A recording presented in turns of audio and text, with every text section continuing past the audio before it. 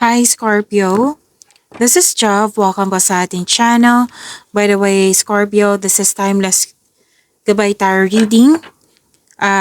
Nakafocus po ito sa inyong career and money. Gamitin ang reading na ito bilang gabay lamang. Tandaan Scorpio, ito po ay general reading. Sa mga hindi pa nakapanood sa inyong love reading, yes, may video reading kayo tungkol sa inyong buhay pag-ibig. Kung gusto niyo malaman kung ano yung iniisip niya, kung ano yung next action niya, panoorin niyo po. Magkasunod lang po sila. Oo, una po iyon and this is second reading.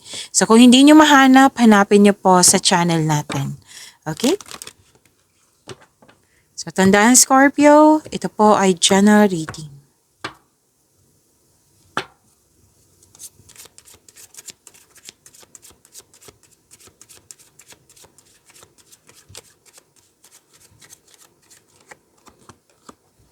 Spiritual work. Open your heart to a spiritual career and heal the human heart. You are a light worker. So, magkakaroon po ng spiritual awakening. Pwede din po na, releasing. Like, pwedeng stress ka, pagod ka, marami kang iniisip, nabibigatan ka, or pwedeng burnout. So, kailangan ng recovery. Connect to yourself, magkaroon ng panahon sa inyo sarili na mag-meditate, mag-grounding, or mag-connect sa nature. Okay, gagawin mo ito for healing, for recovery.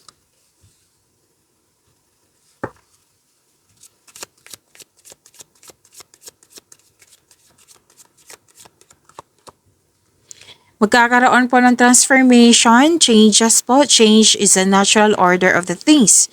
So, this is destiny.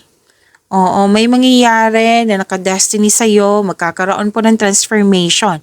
So, sinabi dito, don't be afraid of the unknown.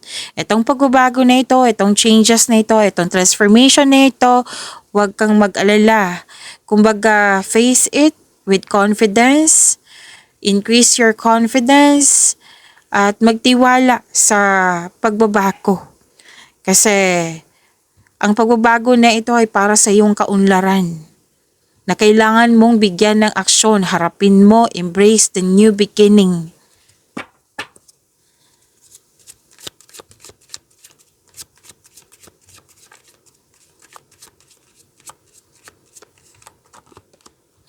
Home base. Home is the harbor of the soul. It's the safest place you can be. Change your environment.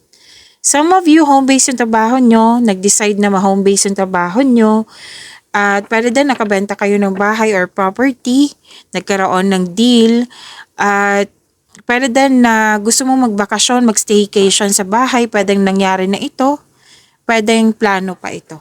Okay?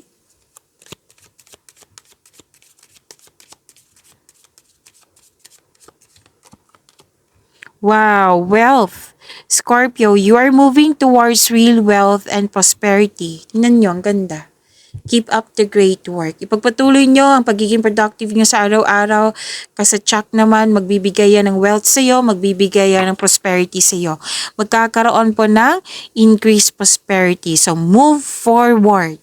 Pagpatuloy ang sipag, tiyaga, pagiging productive sa araw-araw at magtiwala sa sarili. Kasi ang ganda-ganda ng sinabi dito, wealth, prosperity is yours. Claim nyo po, Scorpio.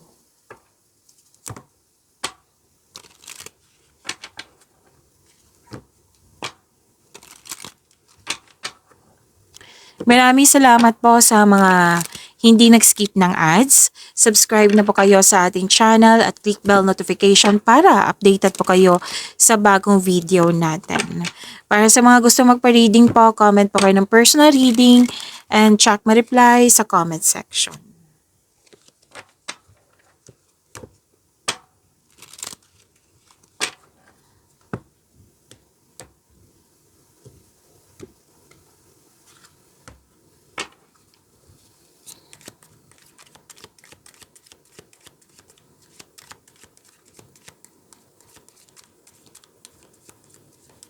Career and money, Scorpio.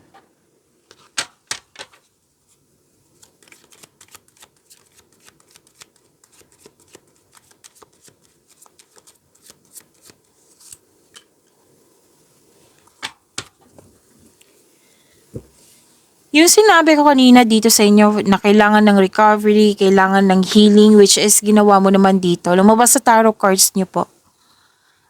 Scorpio. And this is also money luck. L-U-C-K. So, claim nyo po ang ganda nito. And this is also recognition, fame, awards. Nakilala ka.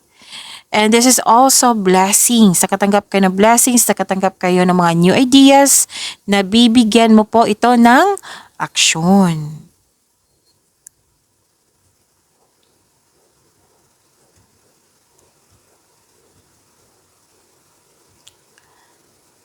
Okay. So, may ano din dito, may balak na magnegosyo, nag-iisip pa kung ano'y dapat yung inegosyo, at sinabi ng card dito na yung magiging negosyo mo ay hidden talent po. Hidden talent nyo po na magagamit mo sa iyong negosyo.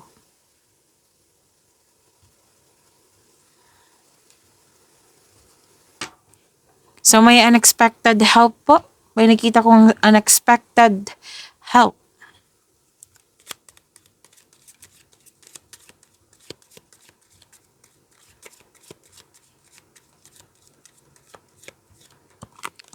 Wow, financial security is yours.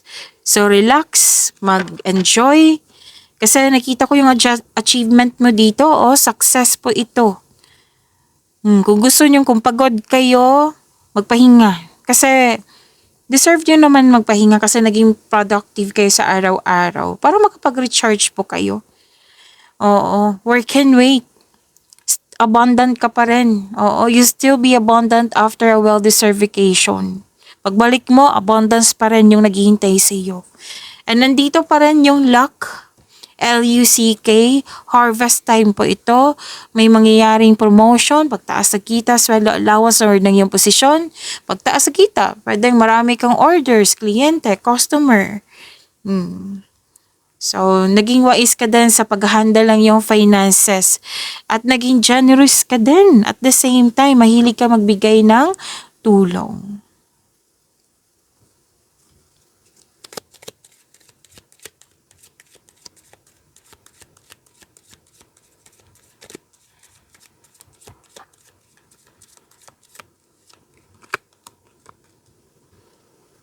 May nakita ko dito makipag-teamwork sa iyo or magtutulungan kayong dalawa.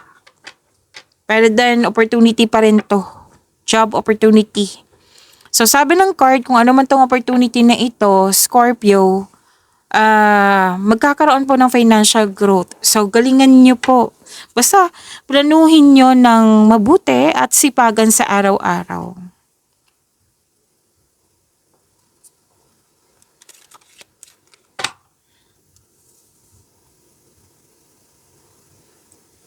So, may challenge dyan. It might be yung nature ng work mo is very challenging. Marami kang ginagawa. Ang sabi ng card dito, nakafocus ka sa gawain mo. Tapos, may pasaway kasi. Or di kaya may pangyayari na hindi natin control. Na na-distract ka. So, ang advice ng card dito, mag-focus ka sa iyong mga gawain. Kasi mukhang may promises to or deadline ito na kailangan mong tapusin. So, huwag niyong hayaan na ma-distract kayo, mastorbo kayo. Kailangan tapusin mo yung ginagawa mo. Okay? Para matapos na ito, after nito, makapag-isip ka ng mabuti, haharapin mo ito, or magbabakasyon ka.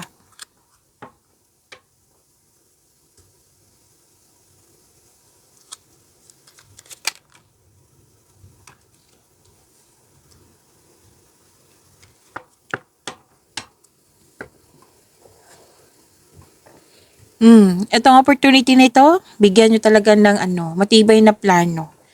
Tapos may alok sa inyo na natagalan ka sa paggawa ng desisyon or pagpili kasi ayaw mo maging failure, ayaw mo magkaroon ng negative outcomes, kaya natatakot kang mag-decide or iniiwasan mo magkaroon ng failure sa pipiliin mo or sa gagawin mong desisyon. So, ang advice ng card dito na don't hesitate too long, makinig sa inyong intuition, kung pwede po.